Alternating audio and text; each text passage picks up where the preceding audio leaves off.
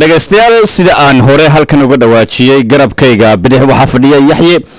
yaxye ku soo dhowow mar kale idaacadda stuudioga bal marka hore dadkan aqoon kuu lahayn yaxye xaggeed ku dhalatay bismillahi raxmaan raxiim assalaamu calaykum waraxmatullahi wabarakaatu maxamed oo aad iyo aad baan kuu salaamayaa horta iyo dhammaanbaba soomaali weyn ummadda soomaaliyeed oo dhanbaba marka aniga laftayga horta first waxaan ku dhashay Djibouti waan ku dhashay Djibouti hay sax marka Canada waa ku soo barbaartay Canada aniga oo da'yar baan imid da'yar wakaas waa hagaag kulay waxaad dhow waxaan jirtaa inaad ku noqotay wadankii aad tagtay Djibouti oo aad ku soo dalxiisay damaashootay sidoo kalena aad tagtay Somaliland oo aad runtii soo aragtay nolosha ka jirta mandaqada bal labada wadan ee aad tagtay Djibouti aad ku horeysay Somaliland aad soo horeysay ku dambeysaan u jeeda Somaliland ku dambeyn doonay bal Djibouti nolosheeda nooga waran iyo wax ku soo aragtay iyo nolosha taala ee dhabta horta runtii maxamedow horta anigoo yar baan ka imid Djibouti aad iyo aad u da'yar markaasi dhawaan baan ku noqday oo sabtidii horaan ka imiday ka soo noqday marka bil iyo bar baan joogay marka runtii horta labada dhinacba horta waxaan u tagay midna waxaan barnaamij yar iyo waxyaabo dee aan soo waday oon isla eegaynay ayaan halkaasi ka soo eegnay oo midda kale oo dhinaca sidii dhaqaalaha Canada iyo Djibouti sidii loo horumarin lahaa iyo dee sidii wax la iskugu xidhi lahaa dhinaca commercialka amba dhinaca businesska ha noqoto amba dhinaca ganacsatada amba dhinaca dadka diasporaga ee joogta ee reer Djibouti halkan Ottawa joogta iyo nawaaxidkaba intaba North America joogta sida u garanaysid halkan Ottawa kuma lihin Djibouti safaarad kuma laha oo consulatna kuma laha midnaba marka safaaradda waxay ku taalaa Washington bay ku taalaa oo dhinacaas dee xiriir aad iyo aad u muhiima oo dhinaca halka dadka qoyska dadka reer Djibouti ka soo jeeda halka dhinaca wax looga qabtay ilaa iyo toos dalkii oo taasina ahayd runtii wax aad iyo aad loogu baahan yahay halkani Canada oo in dad badan ay degan yihiin sidee haday dad wax ku dhacaan amba dadku haday wax u baahdaan amba sidoo kaleba sidee wax loola qaban lahaa sax taasi mid bay ahayd midda kalena daanu consulting baan dhinacan ku leeyahay Ottawa oo taasi laftigeega dhinacaasi halkaasina dhinaca businesskiyo waxa taana ku saabsan ayaan hadda laftayda wax ka wadwadaa oo dhinacaasina halka insha Allah deeba ka dhigo aynu dhinacan ugu gudbin doonaa insha Allah markaas aan kugu sheegay anigu daayar baan kimid oo wax badan baa horta runtii isbedelay Djibouti oo ka filayn oo xukuumadda horta marka u horeyso horseedo madaxweynaha Djibouti Ismaaciil Cumar Geele iyo marwadiisa Khadra Maxamed Xayd oo iyo dhamaanba xukuumadda Djibouti oo horumar oo dawlado badan la joogaan wadankii gaarsiisay waysanaysa markaad eegto nolosha bulshada ay ku nool yihiin hadee jeer waxa la tilmaamaa in amba nolosha dalkaasi uu ku nool yahay in laga soo qaataa sida ay dadka shacabku u nool yihiin bulshadu ka waran nolosha bulshada horta runtii wallahi bulshadu aad iyo horta dadku si fiican bay u nool yihiin si fiican bay dadku u nool yihiin oo la oran maayo maxay dadku waxba ma haystaan oo Djibouti waa maxay dhul hormaray weeyaan maanta oo ana ka filan waxa dhaqaale socda waxa business socda dhinaca xitaa transportationka portka laftigeega waxyaabo badan laga soo dejiyo halka laftigeega oo maxay waxyaabo badan hadda laftigeega la wado oo dhinaca boorka laga wado oo dhinaca xitaa waxyaabo badan oo fursad badan ay jamhuuriyaddu dadka u fasaxday oo qofku markuu entrepreneur amba business amba wax uu bilaabanayo oo laqac qabto oo baananku inay wax inta lacag inta lagu amaahiyo hadaa doonaysa inaad dhulkii dib u gelisid amba wax noocaasa sidaasi ay dadkuna ka halkaasi aad iyo aad u laga horta noloshu aad bay u fiican tahay runtii dee anuu kuma ku odhan maayo halkan iyo halkaas waa isku mid maaha waa laba qaaradood waa Africa iyo Canada marka halkani waa dal hormaray dhinacaasina dee waa runtii waa imika dal soo socda oona si fiican loo dhisayo oo aad iyo aad loo wado ay u baahan tahayna dee inay dadka reer Djibouti ama hadday halkanba joogaanbaba ay dalkooda wax ka geystaan hadday dee wax la qabanayaan ay ka qabanayaan waa si wanaagsan waxaa jirta in aad ka furtay xafiis Djibouti xafiiskaasi muxuu ujeedadaadu furtay maxaa uu yahay uu qaban doonaa bulshada reer Djibouti xafiiskaasi runtii waxa weeyaan xafiis consultana oo waxyaabo badan amba ha noqoto trade relation waxa la yidhaha dhinaca ganacsatada dhinaca businesska waxyaabaha laisku soo xidhi doono dhinacan Canada ilaa iyo Djibouti aynu hadda wadwadno taasina waxay u baahan tahay dee waqti yar oo muddo yar in wixii si fiican loo habeeyo oo taasina halkaa laga wadi doono qofka halkan jooga ee dee amba qof reer Djibouti ama noqdo amba dee qof dee ka yimid qaaradda East Africa laftigeega markuu halkaa wax geeyo laftigeega oo ku soo dejiyo boorka Djibouti fursad badan bay leedahay boorka Djibouti iminka waa transit point wax la yidhaaho dhinacaasi oo ilaa iyo 70 ilaa 80 dhinaca dhaqaalaha ilaa dhinaca Ethiopia loo gudbiyo oo haddana dee si fiican u garanaysid dhaqaalaha dhinaca Somaliland laftigeega waxa ka socda markaasi taasi weeyaan ujeedadu muhiimku dhinaca consultiga dadkaasi halkan xitaa laftigeega waxyaabo badan oo la geyn karayo halkaa la geeyo oo cidda u baahan in la qacan qabto oo fursadaha loo ballaariyo halkaasi aan goob joog noqono insha Allah waa wanaagsan haddii aynu yaxye inta kaga nimaadno dhinaca isla dalka Djibouti oo aad runtii booqashada ugu horeysay aad ku tagtay maadaama uu yahay halkii xundurtu taalan oran kara wadankii aad ku dhalatay oo aad soo booqatay oo aad tiri wadankii hooye muddo ugu dambeysay Somaliland aynu soo wareegno waa aad tagtay وسمعنا لفتيدا رنت هانتي دينين لبض دلبك سو جيدا ayaa tahay Djibouti iyo Somaliland Somaliland waa tagtay bal ka waran nolosha Somaliland xaaladda guud ee dalka Somaliland iyo nolosha ka jirta dhabta waaqiciga soo aragtay runtii horta dadka reer Djibouti dadka reer Somaliland inta badan sida uu garanaysid maxamed waa dad isku dheefan oo isku jiro aan runta ahaantii laba wadan oo walaalo isku xiga marka dhawaan xitaa madaxweynaha Somaliland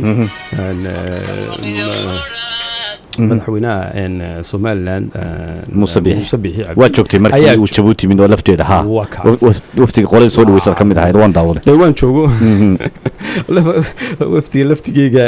muxuu ahaa waan joogay markaasi dhinaca laftigeega dhaqaalo badan iyo waxyaabo badan baa fursado badan baa hadda la iswadaa oo la isku wafaajinay labada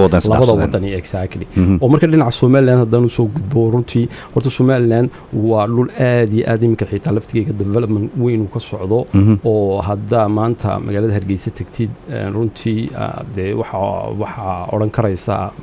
maaha Hargeysadii la garanayay oo dee maxay ahaydeen businesska iyo ganacsatada iyo dhismaha iyo dee intaba waxa ka socda dee adiguba dee kaalay arag marka runtii halka ilaa iyo bariga galbeed oo ilaa Hargeysa ilaa dee hadda sii socotid imika runtii dhinaca iyo dee markaa Arabsiyo amba ilaa iyo Gabiley ilaa iyo Boorama ilaa iyo Berbera xitaa laftigeega dee horta dariiqyaashii waa la wadaa oo waa la hagaajiyay dariiqan maray dee kaale adiguba arag basas baa jira oo runtii bariga galbeed ku geynaya oo dadku waxba dee ku raacay halka dadku waxay ku raacaan $5 waxba ku raacaan halka malaa waxa ku raacaysa waxba aan ahayn $1 ka yarba wax ka yarba oo dee marka noloshuna aad iyo aad u fiican tahay dee nolosha horta nolosha caafimaad ahaan aad iyo aad u fiican tahay dhinaca bini'aadanka oo dee dhinaca shakhsi ahaan baba laftigeega dee xitaa laftigeega xitaa caruuradii ku joogto oo aad iyo aad u fiican tahay oo dee iskuulle iyo waxyaabo badan dhinacaasi runtii ayna jiraan oo dadku aad iyo aad horta runtii u nool yihiin oo imika dee iyada laftigeegaba waxaa la wadaa mashaariic badan oo horumara oo walaalaanta biyaha ha noqoto amba dee dhinaca dhismahaba laftigeega ha noqoto ayaa aad iyo aad loogu habboon yahay waa si wanaagsan xafiis baad ka furtay Djibouti sida aad tilmaantayna wax badan u qaban doona dalka Djibouti iyo isdhexgalka runtii wadamada dariska aba dhinaca businesska ama ganacsiga ba markaad eegto Somaliland ma iyada ma la kulantay madaxda ma ku rajo weyn tahay inaad iyagana dalkana aad xafiis ka furataan oo aad runtii halkaana aad geysaan consulate-ka aad la tagtaan waa meeyda horta dhinaca laftigeega iyadaba way ka tirsan tahay laanta dhinaca East Africa xiriirka halkaasi laga wada doono insha Allah marka horta outbound sidoo kale weynta loo kala qarqaaday iminka Djibouti markaynu ku bilowno insha Allah saasaan u socon doonaa labada dhinacba way dadku way isku furan yihiin business-yaashu isku furan yihiin wuxuu dhanbaba iminka hadda mesela diyaarad ka raacdi Djibouti 2 daqiiqadood baa ku tagaysa hadii 2 daqiiqadood ka hormaayay 5 daqiiqadood markaan diyaarad ka raacay Hargeysa ilaa Djibouti markaas saas aad isku dhow yahay oo dad badan oo sanadkan xitaa laftigeega u soo xagaa baxay oo dad ayaa jooga Somaliland joogay marka halkaana waan ku tala jirnaa insha Allah dib ka dhigo marka iyada laftigeega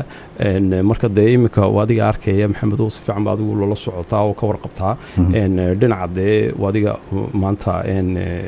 Jamhuuriyadda Somaliland oo dhinaca dawladda aan waxay doonto baa noqotay maanta dal marka si loo ixtiraamo wali waa dhul dad maxay ahaydeen dalal badan ayaa laftigeega aqoonsan Somaliland haddana Djibouti warigeedba way ka reeb joogtaa oo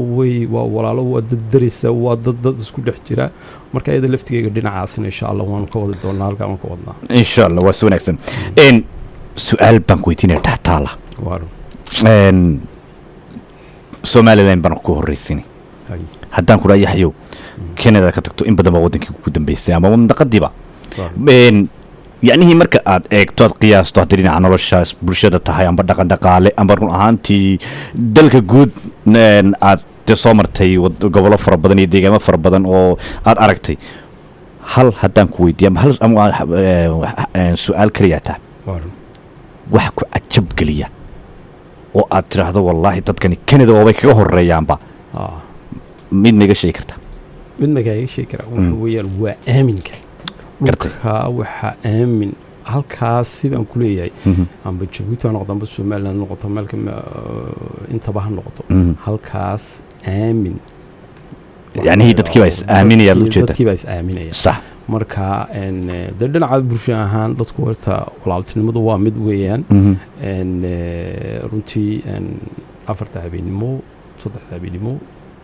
xilliga doonta baa noqotay meel kasta waa mari kartaa nabadgelyo jirta meeshii wax badan baa ka socda wax badan dadkii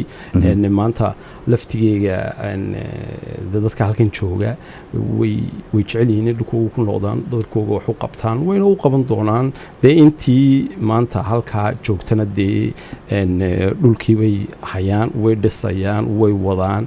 sida u ogsoon tahay dadka halkan jooga dadkooda wax way u diraan marka saasa la iskugu dhex jiraa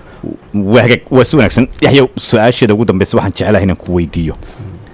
nin aqoon-yahan runtii waddankan ka tegay baa tahay oo wadamadii Afrika iyo mandaqadii iyo dalalkii run ahaantii aynu ka soo jeednay tegay baa tahay Djibouti iyo Somaliland baa soo martay aad baa labadaba aad u joogtado in indhaysaad eegtay sida aad adiguba hadalka aad ku diraysan baba aad adiguba tilmaamaysa haddaba maxaad oran kartaa maanta Djibouti ha kaga dayato Somaliland amaba Somaliland Djibouti ha kaga dayato maxaad oran kartaa labada dal kaasa Djiboutina ka dhiman Somaliland kana ka dhimane labada dal ha iskaga daydan ka marka labadii dhanba eegtay maxaad oran kartaa wallahi runtii horta waxyaabo badan baa la qabtay wax badanna way ka socdaan labada dhinacba way wasfaafajay karayaan oo wax badan way isla qabtaan dadkuna way isku dhex jiraan wax badan aan oran lahayn ka for example Brigid Wid markuu madaxweynaha Somaliland joogay uu Djibouti yimiday wafdiga la socday waxa ka mid ahayd sidee biyo la'aanta ka jirta Somaliland haddana roob badan baa taa sidee loo qabtaa biyo sida wax loo kala mashaariicda loo hagaajiya marka Djibouti imika for example waxa la dhisayaa meel biyaha lagu qabto oo la yiraahdo dam waxde alaab meel weyn oo biyaha sida loogu qabto halkaasi laftigeega marka waxyaabaha isdhexgalkaasi mashaariicda ee dhinaca ka jira ayaa sidaasi saasaan odhan lahaanu marka waxaad leedahay jabuuti somalilan jabuuti ha kaga dayato dhinaca biyo mareenada la xidha iyo biyahoo maadaama roobab badan hadda aan la kaydiyo oo abaarta si hadha mustaqbalka markay abaar dhacdo ay dadku biyaha ay dee uga faa'iidaan laga faa'iidaan iminka hargeysa laftigeyga dhexdeeda oo kale hargeysa bartankeyga biyuhu way socdaan laakiin haddana lama qaban biyo xidhana ma leh haddana dhinaca administrationka amba dhinaca dowladda amba dhinaca siyaasadda waxyaabo badan oo laysla qabto oo imika isku dhex jiraan isla qabanayaanna way jiraan marka runtii way socdaan taasi waa ti aad somalilan aad lahayd jabuuti ha kaga dayato jabuutina maxaad odhan lahayd iyadana ha kaga dayato somalilan jabuutina ha kaga dayato dee sidaa isleg biyaha maahee dhinaca hadday noqoto telecommunicationka waxbarashada caafimaadka keebaad odhan lahayd markaad qiyaasto dee runtii dhinaca telecommunicationka laftigeega somaliland waa loor telecommunication baa jira dhinacanina way soo socon waana la wadaa mashaariicdaasi jabuuti baa la wadaa macnaheedu jabuuti baa la wadaa marka sidaa ku dhufatay maxamed oo runtii waana run weeyaan dhinacani ha kaga daydaan amba dee haba saasaabiyaan sidaasoo kale waa wax fiican hana telecommunicationka amba ha noqoto amba xitaa dhinaca waxyaabo kaleba ha noqotay caafimaadka waxbarashada wax badanay dhinacan kale la arkayo dadku dee arkayaan dhinacan kaleba waa la samayn karaa markaasi taasi laftigeyga iyadaba sax ka waran dhinacii isdhexgalka bulshada reer jabuuti iyo somalilan isdhexgalkii imka xal ku marayaa oo ma laisku gudbaayo xadkii ma furan yahayo aad iyo aad sanadkani dadka reer jabuuti oo dhan badankooda oo dhan boqolkiiba malaha 90 waxay usoo xagaabixeen somaliland bay usoo xagaabixeen de waxay lagu soo xagaabixeen waxyaabo badan oo horta ka dhacay dhinaca Ethiopia iyo agagaarkeyga haddana maanta qofku markuu jabuuti ka tago somaliland tago fiisuhu waxba kuma taagno markuu airportka ka soo dego waa xitaa fiisaha xuduudka markuu ka dhinaca loo waxba kuma taagno marka dhinaca laftigeyga sanadkani aad iyo aad markaas dhexgalku waa sidaa weeyaan maxamedow waas wanaagsan aad iyo aad baan yaxay kaaga mahad celinayaa warbixintaa kooban aad naga siisay wadankii aad booqatay mandaqadii iyo dhulkii hooyo oo aad naga warbixinaysay ummadda soomaaliyeed eedna dhegaysanaysana aad la wadaagaysay runtii nimcada waxaa la odhan jiray dhulkeena nimca taalla marka kolley waxaan umalaynaa fariintaada ugu dambeysa waxay tahay dadkiina xaggan jooga war dib ha loo noqdo waddan baa inaga dambeeyaanu leenahay hayna ku noqonno waa si wanaagsan aad iyo aad baan kaga mahad celinaya dhegeystayaal ama daawadayaalkaasi waxa uu ahaa yaxye oo nin dhalinyara waa nin aqoon-yahana oo dalkan kanada isagu muddooyinka ugu dambeeyey ku sugnaa waxna ku bartay dowladdan imika dowladda kanada uu shaqeeya runtii mashaariicna ka wadaa mandaqadii iyo sidaa uu tilmaamay jabuuti iyo somaliland marka intaas waxaan kusoo koobaynaa waraysiga gaaban ee aan la yeelanay yaxye oo isagu safar gaaban kaga soo laabtay dalka somaliland iyo jabuuti oo inaga warbixinayay xaaladda guud iyo dhaqandhaqaale ee wadamadaasi ku sugan yihiin